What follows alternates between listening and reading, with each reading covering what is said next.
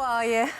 Oh, a bit emotional, actually, now, suddenly, sort of seeing Is it that. weird just you see the pictures and you hear yourself being introduced like that? Yeah, that I think was always a little bit of a trigger. I think also because all of last year was incredibly tough, like every minute of sort of every day, genuinely, for me. But was it contained? Because sometimes when you guys all know what's going on but the rest of the world doesn't, you can sort of deal with it because you're not dealing with other people's opinions, you know, people being But nosy. it was kind of harder in a way because you're putting on a front of sort of going, everything's fine, but it's not. We're talking here, obviously, about the breakdown of your third marriage to Brian. I just think probably just the last kind of couple of years, I don't know. I can't really. I've tried to go through all that.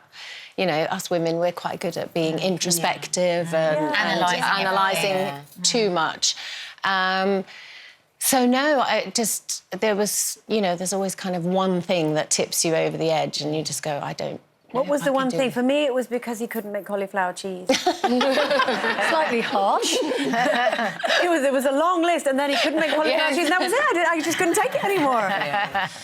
Well, Brian, even by his own admission, can't cook, so that would have been a disaster from the start. But no, I think there's just a moment where you suddenly go, you realise you can't do it on your own. You're knocking at a closed door. You had therapy together, didn't you? Yes, yeah. So I really believe in counselling. Psychotherapy is amazing, really great. And what about for you? I know you've had it as a couple, but what about for you? Have you got support for you as well? It's sweet of you to ask, but yes, I have gone on my own because I kind of, again, I felt like I was dealing with things sort of on my own a lot of the time and found it really hard to cope. Because you're trying to keep things even in front of the children. But it's not possible. It's just not going to happen, and it's actually not good. Yeah, no, and they're emotionally mature. My pick girls. Up when you're sad, don't they? They do more so than you think. Yeah, I think it's okay. I think it's less frightening for children if you say, do you know what, I'm a bit sad at the moment. Things are really rocky, but I will get better. Yeah. And it will move on. Do you? A lot of people don't realise actually that you can go to couples counselling on your own. Can you? Yeah. Isn't that just counselling? Yeah, but no, but marriage guidance, because a specific marriage guidance counsellor, because it is so difficult. If you feel like you're banging your head against a brick wall, and they can actually help you navigate your way out of that. Yeah. Well, you've got the client is the relationship, I think.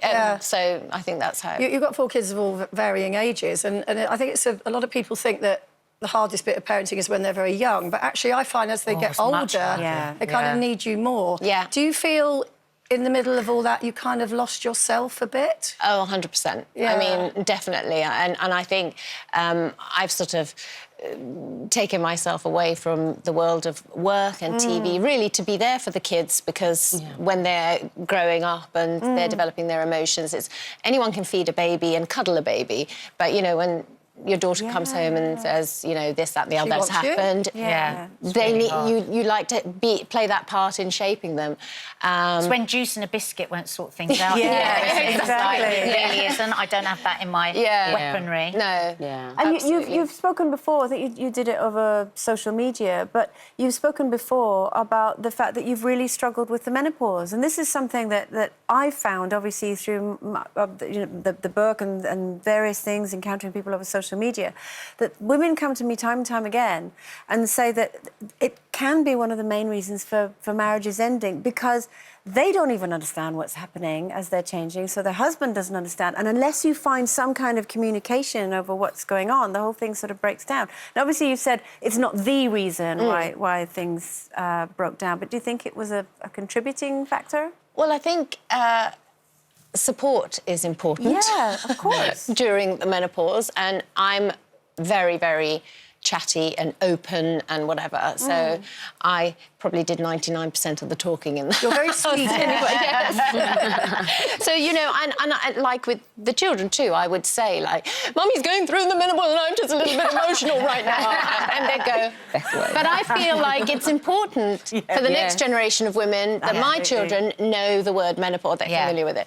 But support is, I've found it really, really, you know, it is really, really hard and isolating, actually. I know we're talking a lot more about the menopause nowadays and the last few years, really, because... we talk about it all the time. Yeah. Did you feel an extra pressure because it was your third marriage? Did it sort of come into your head? Because you've spoken about this before, haven't you? Where you suddenly think, this has got to work, I can't do this again. Absolutely. And I think the first sort of torture was thinking about the children. Yeah. And then the second one was, oh, my God, when this comes out in the papers, it's a third marriage and she's failed again, you know, because it's inevitably the woman's fault and responsibility. So... except it isn't. It's not. There's two of you, right? Well, absolutely, but I think I've always kind of... I guess I've just sort of had that But the thing I never understand is, you know, your headlines, and I really empathise with this, is, you know, Ulrika unlucky in love. And actually, I think it's the wrong way around. You've had men in your life who you have both loved each other and for a certain amount of time, and it's been a beautiful existence, but the relationship, for whatever reason, has run its course. Some people don't even find love once. No, and also I think I don't know anybody who meets somebody at 14 or 15 and stays with them for the rest of their life. First of all, that would... I hope none of you have, because I was going to say it would be unhealthy, but, I mean, it does happen, but it is rare. But no, I feel like I've had, you know, amazing relationships, and I've had some not-so-good ones, I've had passionate ones, I've had less passionate ones. You know, it's kind of... I've had... That's life. I've been really lucky in many respects. Do you think that... We often talk on this show, don't we, about dating... We were just talking about it now, actually, dating, you know, in a later life, after menopause, is a very different thing now, the world out there. Do you think that... Can you even contemplate that now, or no? No, and it feels like such a foreign thing to me. I've never in my life sort of gone on a blind date, or I've never been... I don't... No, have I been on a date? I don't know how you meet people. I guess I've met people through work, one thing and another. Yeah. And now, a really good friend of mine, Laura, she's like, when she's gone on online dating, she says, Ulrika's a nightmare. They never look like they do in their profile photos. And then he's an idiot and this and that. And I just think, God, I don't want that. I've got my gorgeous dogs, and I've got my children. They come second, obviously. We saw that photo there of you looking about 12 when you first started. It really probably was. What would you say to 16-year-old Ulrika if you knew what you know now?